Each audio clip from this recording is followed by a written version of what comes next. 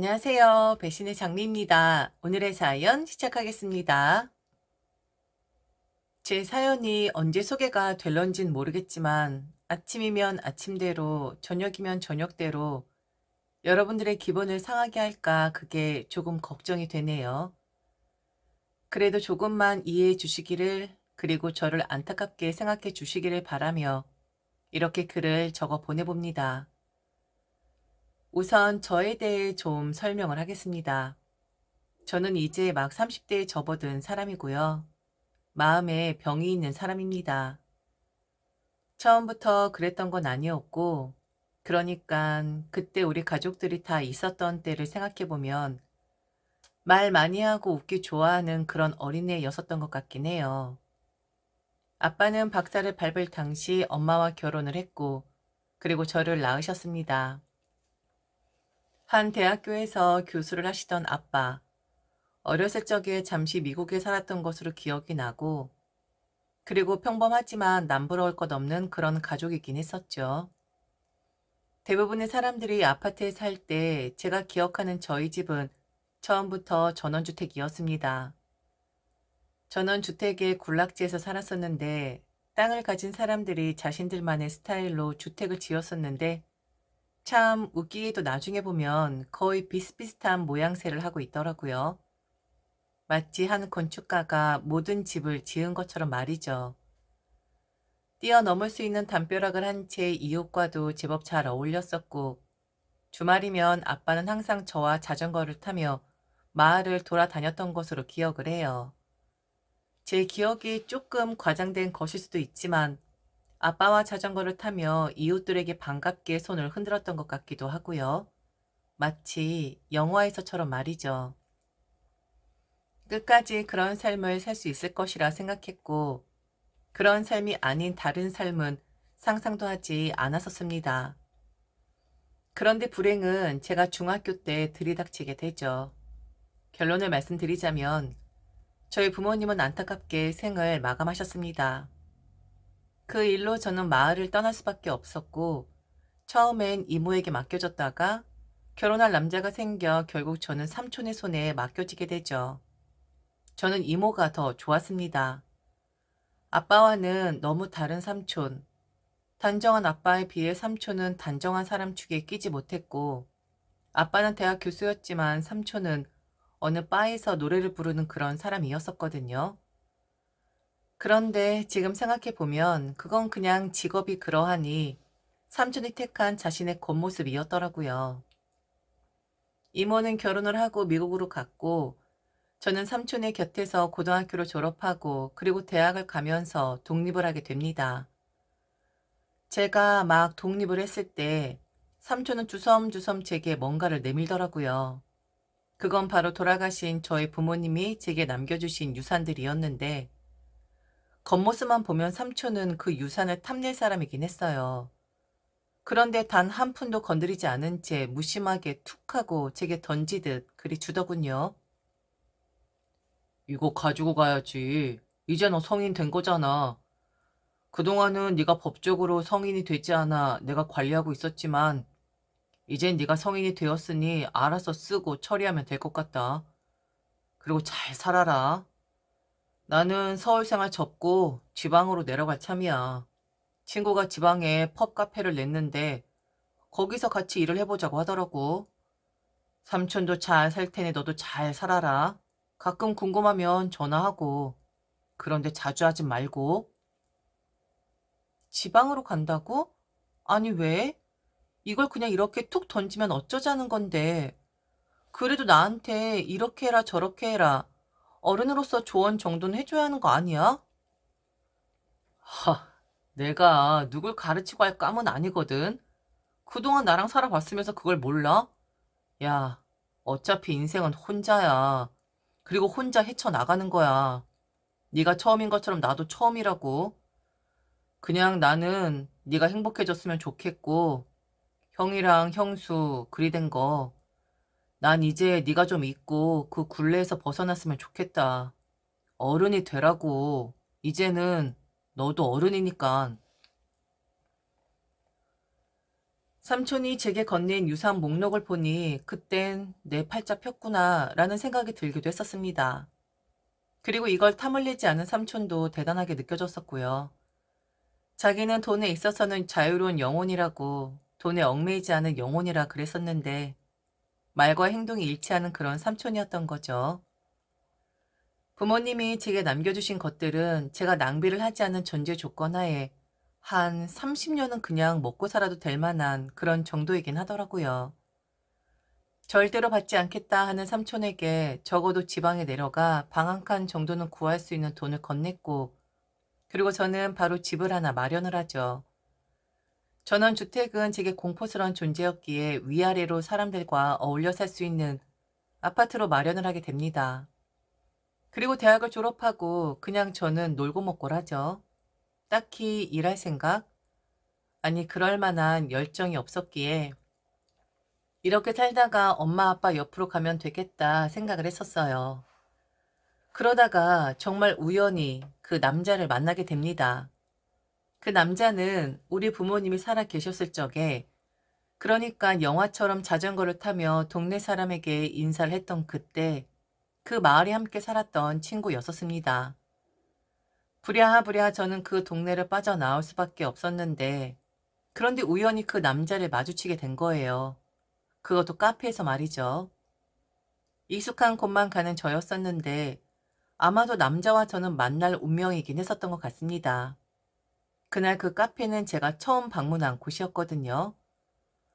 들어갈까 말까, 그냥 내가 가던 카페를 갈까 하다 목이 너무 말라 들어간 그곳에서 남자는 제 주문을 받게 됩니다. 저는 처음에 남자를 알아보지 못했고 남자가 저를 알아보게 되죠. 먼 창밖을 바라보며 찬 커피를 들이붓고 있는데 혹시 땡땡이 아니야?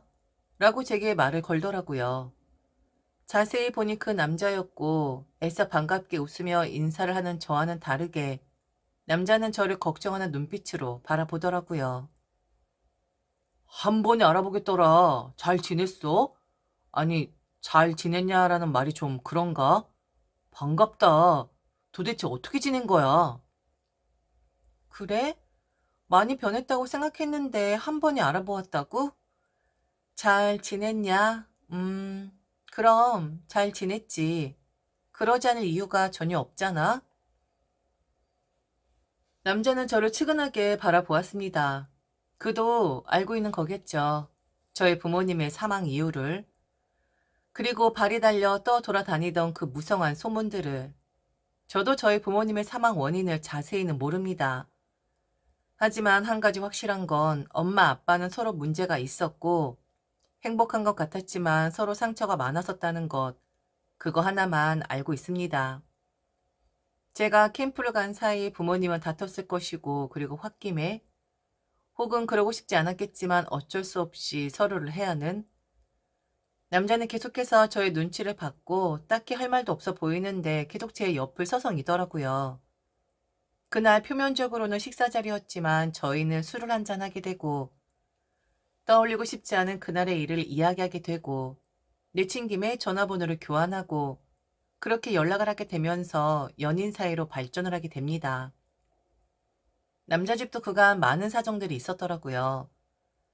온전하게 좋았던 그때처럼 계속 이어졌다면 얼마나 좋았을까 싶지만 인생이란 한 치 앞을 모르는 것이니까. 아버지 하던 일이 잘 안 돼서 고등학교 때 그 마을을 나왔다고 했고 좀 방황을 많이 해서 좋은 대학을 못 나와 그런지 제대로 취업이 되질 않아 지금 카페 아르바이트를 하고 있다고. 제 일에 비하면 자기는 세 발의 피지만 그래도 자기도 힘든 일이 많았다고 하면서 신세한탄을 하더라고요. 남자는 저와 연인이 되고 나서 집에 가지를 않았고 거의 집에서 살다시피를 했습니다. 그간 혼자 생활을 하고 혼자만의 생각에 사로잡혀 살던 저는 오랜만에 다른 사람의 온기를 느끼니 그게 좋긴 했었고요. 그렇게 동거 아닌 동거를 하면서 연인 사이를 이어나갔는데 어느 날 남자는 제게 프로포즈를 하더라고요. 지금 우리는 부부나 다름없는 것이니 결혼을 하는 것이 어떠하겠느냐고요. 그리고 아주 솔직하게 속내를 드러내기도 했었죠. 너도 일할 생각 없고 나도 언제까지 카페 아르바이트를 할 수는 없는 노릇이고 그냥 우리 결혼해서 작게 카페 하나 차려서 욕심 없이 사는 건 어때? 너의 상처 자세히 알고 받아줄 사람은 나밖에 없고 너도 나 좋잖아. 너 돈 있고 그 돈으로 작은 카페 하나 하면서 그렇게 살자. 그러다가 아이 낳고 살다 보면 너의 상처도 어느 정도 치유가 될 것이고 나도 가장으로서 열정이 생기지 않을까? 그냥 결혼하자. 나 너랑 결혼하고 싶다. 그건 사실이었습니다. 저는 분명 성격적으로 문제가 있었고 오랫동안 치료를 받아오던 사람이었거든요. 악몽에 시달렸었고 약을 먹지 않으면 잠을 자지 못했었는데 남자가 저희 집에 들어오면서부터 약도 조금씩 줄여 나갈 수 있었고 분명 그는 제게 좋은 영향을 끼치는 사람이긴 했었거든요. 거절할 이유 없었기에 저는 남자의 프로포즈를 받아들이게 됩니다. 그리고 나서 겉모습은 분명 탐낼 사람이었는데 그렇지 않았던 삼촌과 대비되는 사람들을 만나게 되죠. 저는 이 일을 겪으면서 그간 제가 허비한 시간들에게 미안했고 그리고 제 연약한 정신 상태를 반성하긴 했었습니다. 그래, 그런 일이 있었다고 해도 지금 나는 살아가고 있으니 그래도 열심히 살았어야 했는데 그렇지 않으니 하늘이 이런 일을 제게 안겨주면서 시험대에 저를 올려놓은 게 아닌가라는 생각이 들었거든요. 남자는 제가 그의 프로포즈를 허락하자마자 딱 2주가 되었을 때 자신의 부모님을 제 집으로 초대를 합니다. 결혼 허락을 받으려고 한 게 아니라 결혼을 하니 이 사람이 당신들의 며느리가 될 사람이다 라는 것을 공표하기 위함이었었죠. 남자의 부모님을 보니 어렴풋이 기억이 나긴 했어요. 그때 그 마을에서의 그 부모님의 모습들이 어땠는지. 오랜 시간이 흐르고 풍파가 많았던 남자의 부모님의 행색은 참 많이도 달랐습니다. 그리고 성격도 많이 달라져 있었고요. 그래도 그날 좋은 시간을 보내긴 했었는데 그 다음날부터 일이 생기게 되죠. 남자의 부모님이 집에 가시질 않는 겁니다. 가셔야 하는데 가실 생각을 하지 않으셨고 거의 자기들 집인 것 마냥 행동을 하더라고요. 지방에서 올라오셨다고 하니 하루 이틀 정도는 자고 가시나 보다 했는데 일주일이 지나도 남자의 부모님은 제 집에서 나가질 않으셨죠. 당연히 그런 건 조심스럽게 물어봐야 하는 것이기에 저는 남자에게 언제쯤 부모님이 내려가시는 것이냐 라고 물어보았죠. 그런데 남자가 이런 소리를 하는 겁니다. 아, 엄마 아빠? 아, 주말에 내려가실 거야. 그리고 거기 정리하고 바로 짐 싸서 올라오실 거야. 나도 그땐 함께 내려갈 생각이야. 자기 일주일 동안 혼자 있어야 하는데 괜찮지? 그래도 내가 전화 자주 할 거니까 걱정은 마. 자기 잠들 때까지 내가 통화해 줄 테니까. 어? 그게 무슨 말이야? 다시 올라오신다고? 서울에 집을 얻으신 거야? 아우, 자기야, 무슨 말이야. 아들이 결혼을 하면 우리 엄마 아빠도 아들이랑 함께 사셔야지. 그리고 자기야, 집을 한번 둘러봐봐. 여기서 우리 둘이 사는 거 너무 휑하지 않아? 자기가 그동안 왜 악몽을 꾸고 했었는 줄 알아? 여자 혼자 50평 아파트에 사는데 이렇게 집이 큰데 당연히 허전하니까 악몽을 꾸고 잠을 못 자고 한 거야. 나랑 우리 엄마 아빠가 함께 살면 자기 지금 약 줄이는 거 딱 끊게 될걸? 자기는 사람들하고 어울리면서 치료를 해야 해. 내가 엄마 아빠한테 부탁했어. 올라오시라고.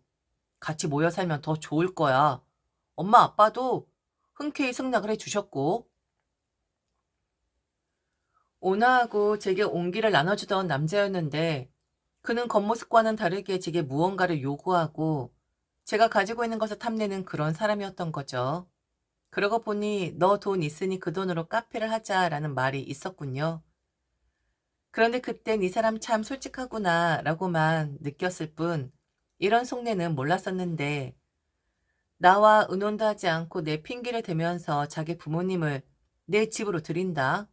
저는 남자의 말에 뭐라고? 라고 크게 소리를 내지르고 맙니다. 그 소리를 들은 남자의 어머니가 저희 쪽으로 다가왔고 무슨 일이냐고 묻더라고요. 너희 부모님이 여기서 살겠다고? 나와 의논도 하지 않은 채? 왜? 왜 그래 하는 건데? 여긴 내 집이야. 네 집이 아니라 사람을 들이고 안 들이고는 내 허락이 필요한 일이라고. 잠시 인사를 하고자 오신 거 아니었어? 그런데 짐을 정리하고 올라오신다고? 함께 산다고? 그걸 승낙을 해주셨다고? 아니 땡땡아, 너 지금 왜 이러니? 너 혹시 오늘 약 안 먹었니? 아이고 어렸을 땐 그렇지 않더니만 네가 상처가 참 많았구나. 네 엄마랑 나 친했던 거 기억나지? 내가 이제는 엄마 노릇을 해줄게. 그러니 우리한테 기대면 된다. 같이 살면 네 상처도 빨리 치료될 수 있고 다 좋아질 거야. 그러니 큰 소리 내지 말고 좀 쉬어라. 너무 큰 집에서 혼자 있어서 그래. 보호자가 없어서 기댈 사람이 없어서 네가 지금 발작을 하는 거라고. 아이고 불쌍한 것. 아이고 불쌍한 것. 이젠 괜찮다. 어? 우리가 옆에 있어 줄게. 이렇게 큰 집에서 혼자 사니 우울한 거야. 같이 살면 우울하지 않아? 사람은 함께 사는 거거든. 푹적거리면서 살아야 하는 법이거든. 그래, 자기야. 자긴 그동안 너무 혼자였어. 보호자 없이 너무 혼자 살았다고. 우리 부모님한테 고마워해야지. 자기의 상처, 자기의 그 안 좋았던 일들, 우리 부모님은 다 이해해 주시잖아? 아, 자기 정말 왜 그래? 제 말은 그냥 튕겨져 나가더라고요. 남자는 제 양팔을 붙잡고 흔들며 말을 했고, 그 손을 저는 세게 뿌리쳤습니다. 그리고 저는 방으로 들어가 문을 걸어 잠궜고, 그리고 불안에 떨었죠.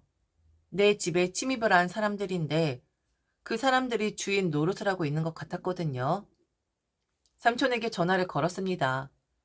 울먹였던 것 같아요. 연락을 자주 하는 사람은 아니었지만 그래도 제게 보호자가 있긴 했었거든요. 그간 사정을 간단히 설명을 했고 좀 올라와 달라 했습니다. 삼촌은 아무 말 안 하더니 알았다 가마 라고 한 뒤 몇 시간 뒤에 제 집에 삼촌이 도착을 하죠. 앞서 말했지만 자유로운 영혼이었고 그리고 남의 눈치를 보지 않는 그런 삼촌이었습니다. 삼촌은 혼자 온 것도 아니었고 자신과 비슷하게 생긴 여러 명의 지인들을 함께 데리고 왔고 들어오자마자 소리부터 질렀습니다. 감히 누구냐고, 누가 내 조카를 건드리냐고. 몇 시간 동안 불안에 떨던 저는 삼촌의 목소리가 들리자마자 밖으로 나갔고 삼촌은 이미 남자의 멱살을 잡고 있는 상태였죠. 입에 담을 수 없는 쌍욕을 하며 삼촌들과 지인들은 남자와 남자의 부모님을 제 집에서 쫓아내게 됩니다. 강한 사람들이 오니 꽁무니 빠져라 라고 하며 도망가는 그들의 모습을 보니 참 가관이더라고요. 저는 남자와 그렇게 정리를 하게 됩니다. 집에 남아있던 물건들은 삼촌이 싹 다 정리를 해줬고 그리고 얼굴 한번 보면서 다시 한번 정리를 할게 라는 말을 제게 했는데 그 이후 남자에게 아무런 연락도 오질 않더군요. 겁을 줬겠죠. 그 험상궂은 얼굴로. 그 일로 저는 반성을 많이 하게 되었고 지난 제 살아온 인생을 다시 한번 생각해보는 계기를 마련하게 되었어요. 남자가 저와 함께하고 싶어했던 카페를 지금 삼촌과 함께하고 있고요. 삼촌은 여전히 그 오해를 불러일으킬 만한 겉모습을 한 채 카페에서 노래를 하고 있습니다. 저와 함께 지내진 않지만 옆 동네로 이사까지 오게 되었고요. 저는 정신적으로 일어나 보려고 아주 많이 노력을 하고 있습니다. 제가 넋을 놓고 살면 결국에 먹잇감이 된다는 것을 남자를 보고 깨닫게 되었거든요. 그리고 다시 삼촌의 보호를 받고 있고요. 좀 우울한 이야기죠. 어떻게 마무리해야 할지 모르겠는데 하는 선까지는 열심히 한번 살아보려고 해요. 빼앗긴 건 분명히 있지만 저는 분명 가진 것이 있는 사람이긴 하니까요. 그리고 얼마 전부터 봉사활동도 좀 하고 있습니다. 한가한 사람들이 하는 것이라고 생각을 했고 봉사하면서 뿌듯한 마음이 든다는 것 개소리라 생각을 했었는데 그런 생각을 한 저를 또다시 반성을 하게 됩니다. 봉사는 현재 저를 치유시키고 있고 제 삶에 동력을 넣어주고 있거든요. 제가 하는 봉사활동엔 당연히 삼촌이 함께하고 있고요. 그래도 주어진 삶이니 한번 살아보겠습니다. 그리고 남들에게 먼저 웃어주는 그런 사람이 한번 되어보려고 노력을 해보겠습니다. 남들 다 가진 상처인데 나만 상처받은 것처럼 그런 흉내는 이제 그만 내려고요. 꼴 같지 않은 모습 보여 내 인생한테 정말 미안하네요. 그리고 두서없이 써내려간 저의 글을 들어주시고 조금이라도 공감해 주실 여러분께 진심으로 감사의 말씀을 전하고 싶습니다. 지금까지 들어주셔서 진심으로 감사합니다. 이상 대신에 장미였습니다.